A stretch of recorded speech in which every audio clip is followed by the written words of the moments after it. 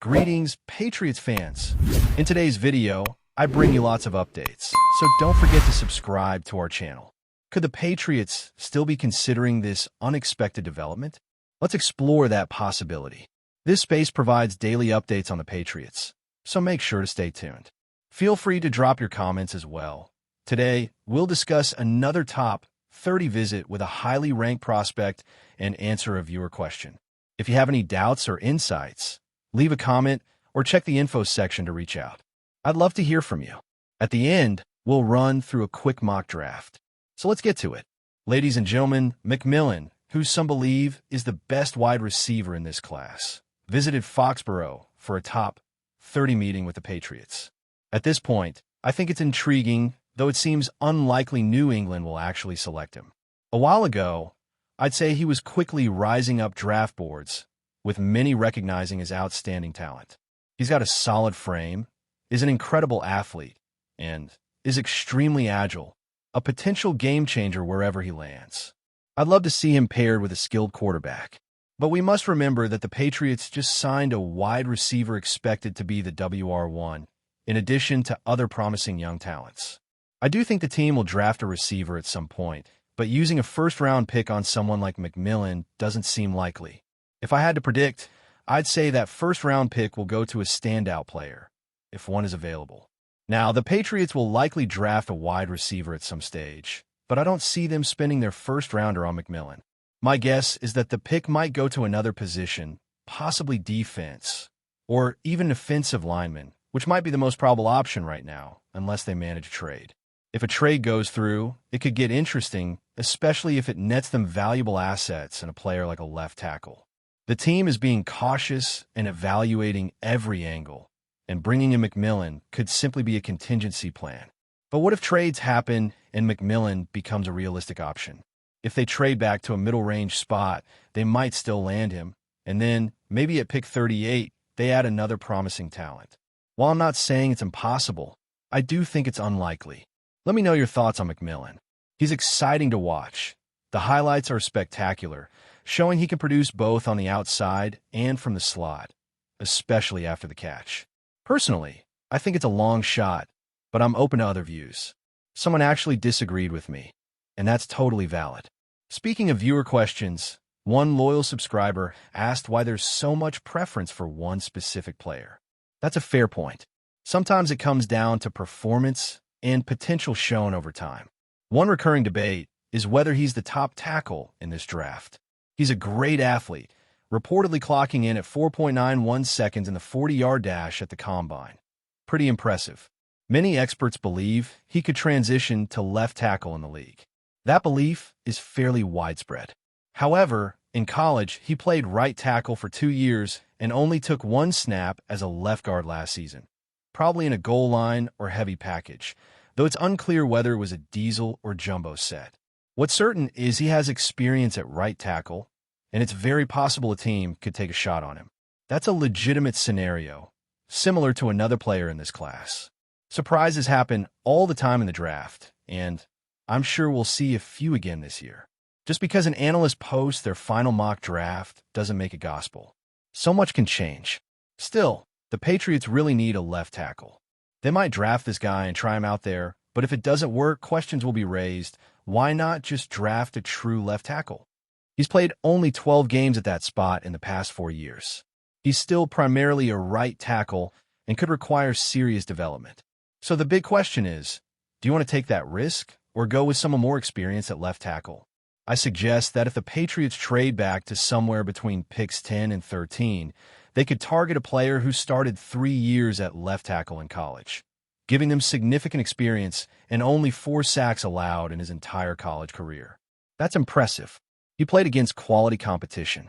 Even though his school had offensive struggles this season, their defense held strong. This left tackle has 3 years of experience and knows the position well. Allowing just 4 sacks in his career is remarkable. He faced top-tier teams and played in 3 playoff games, reaching the Final Four. That means he competed at the highest level. I like that he understands the demands of playing on the blind side, unlike another prospect who excelled on the right. That's what I'm pointing out here. If the team goes in a different direction, I'll trust the process. I believe in the coaching staff's decisions. Personally, I prefer a natural left tackle over experimenting with someone less familiar with the role. Not saying it would be a disaster, just not my preferred route. But if you disagree, that's totally fair. I think the chances are rising for this specific player to be selected.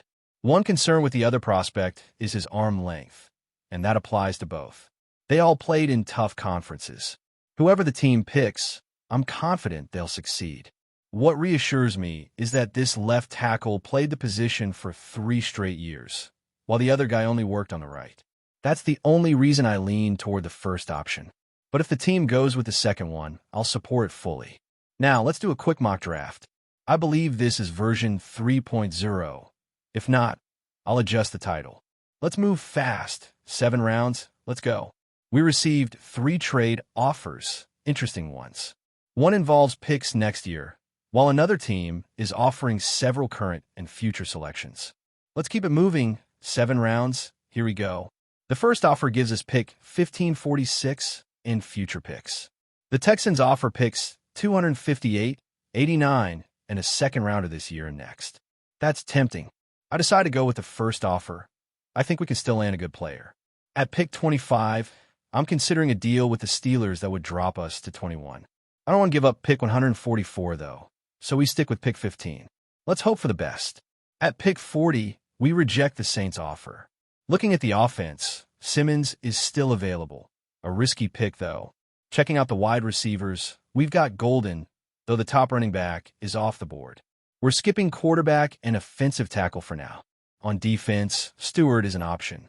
Oregon DT Derek Harmon is solid, but let's return to offense. Do we take the risk on Simmons at 25 or wait for Golden? I go with Matthew Golden and hope pick 38 brings more luck. And we got it. We've discussed this scenario before. Apologies if I mispronounce the name, but let's move forward. He's ranked 54th. Let's take him. At pick 46, we assess our options again. At 53, we move forward. We reject more trade proposals. I like AZ for Boston College. I watched him play against Michigan State, my favorite college team. Trayvon Henderson is tempting at 53, and we still have another pick. We already drafted a receiver. There are 2 players from Iowa State I really like. Let's focus on edge rushers. A guy from Ohio State is on my radar. This draft may look messy, but I'm sticking with my picks. I passed on some offers and continued. Unfortunately, my top linebacker isn't available. Back to offense, I noticed RB Scadabo, but I'm not big on him right now. I like Dylan Sampson more. Scadabo may not fit the team's needs. We explore WRs, TEs, and offensive tackles. Aussie looks like the pick, unless I get more confident about the guard position. We go with Aussie and reject some offers. We're back and I checked wide receivers again. Savon Williams is often called a budget McMillan. We skip him for now. Dylan Sampson is available again, along with RJ Harvey and Jaden Blue. On defense, there's a DT I like, but we go with Fairchild at guard. Again, we decline trade offers. Now we look at Latche and Luke LL, who I really admire. We take a quick break. Dylan Sampson is still on the board, as is Penn State's Kevin Winston. Great defense. We take Winston. At safety, there's uncertainty, so we reject a few more options. Now we're looking at Charles Grant, an OT from William and Mary, definitely worth attention. Let's go back to Penn State's defense and see what might happen with an NFL safety. Then we circle back to Charles Grant, a real standout. I'm reviewing now. Want to be sure about the running back. Oh no, someone picked him. There are still options, but I'll keep my excitement in check. For tight end, it may seem weird, but I don't care. We're going with the offensive tackle I mentioned. We plan to draft 3 OTs. Yes, we're serious. Let's look for another player. It might be a while before we're back on the clock, so patience is key. Nobody wants to trade, so let's take a peek at quarterbacks. Nothing interesting. A Missouri guy stood out a bit. For RB, one name is still there, bingo. At WR, we're eyeing someone who had a breakout game and transferred later. Let's draft our friend, but first on defense, we said we'd take a tackle. Wait, it's the 6th round. Time to draft a kicker. For those waiting for a kicker, here it is. I know we probably could have waited, but maybe we just start a trend. Who knows? Not looking at RB or QB now? There's a WR I enjoyed watching. The TE we discussed is off the board. Let's check DTs. There's a guy from Alabama who stands out. Let's take him. 7th round. We need one more guy. Do we draft a linebacker yet? No. Let's go with someone who can add value. And that's it. We made a solid haul. 1, 2, 3, 4, 5, 11 players total. A top-level OT, even if not the absolute best, and several others, including guards and additional tackles. We secured a kicker, which was a big need. 2 strong offensive additions with that selection. We got an edge rusher we hope can contribute, plus a DT for rotation. The Penn State safety should help, especially after all the issues in that position last season. Who knows what the future holds? Before we continue, don't forget to subscribe to Patriots Hub and give this video a like. Your support helps us keep delivering the latest updates on our New England Patriots. And don't be shy. Share your thoughts on the news in the comments below. In a move that would shake the very foundations of the AFC East, rumors have surfaced suggesting that the New England Patriots might be eyeing a trade for Buffalo Bills superstar quarterback, Josh Allen. While the prospect of a division rivalry quarterback switch may sound like an impossible fantasy, early whispers from within the NFL suggest that the Patriots could be exploring every option to bring the 2020 breakout star to Foxborough. With Allen's performance history and his continued importance to the Bills, this potential move is certainly enough to leave fans wondering whether this could be the boldest move of Bill Belichick's coaching career. Allen's current stint with the Bills has been nothing short of stellar. Over the course of his 5 years in Buffalo, the 6'5" quarterback has elevated the team to 6 playoff appearances, 5 consecutive division titles, and an AFC championship game appearance.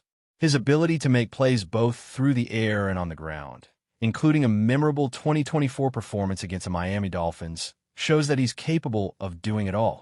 However, with the Bills struggling early this season, losing 2 key games after a promising 3-0 start, some are beginning to wonder if the star quarterback is losing his luster. Could this uncertainty be the perfect storm for a change of scenery? On the other hand, the Patriots have long struggled with finding consistency at the quarterback position. Despite having a solid defense and a revamped receiving core, New England has failed to bring in the type of game-changer at quarterback who can take them back to the postseason.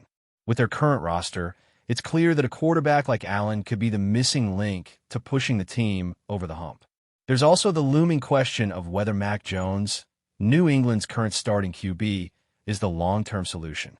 For Belichick, this could be an opportune moment to secure a player who has already proven himself on the grand stage, giving him the edge to solidify New England's future. But would the Bills be willing to part with their star player? The team has already weathered significant changes in its roster, with key players like Stephon Diggs and Gabe Davis leaving due to salary cap constraints. If Josh Allen were to be moved, it could create a major hole in the Bills' offensive plans, leaving them scrambling to find another franchise quarterback to lead them forward. The uncertainty surrounding his injury this season, especially after a tough hit against the Houston Texans, could also complicate things further. If the Bills decide to rebuild or retool their roster, could Allen be sacrificed to improve the team's long-term health? As of now, all we have are rumors, but the possibility of Josh Allen playing for the New England Patriots would send shockwaves through the NFL. Would Belichick and the Patriots make a bold move that would reshape the entire AFC East? Only time will tell. But if the rumor mill continues to churn, fans can expect more intrigue and excitement as this potential blockbuster trade unfolds. Keep an eye on the developments, because if this deal goes through, the landscape of the NFL could change forever. That's it for this update. If you enjoyed the video and want to stay updated with exclusive news about our New England Patriots, be sure to subscribe to Patriots Hub and hit that like button. We can't wait to hear your thoughts in the comments. See you in the next video.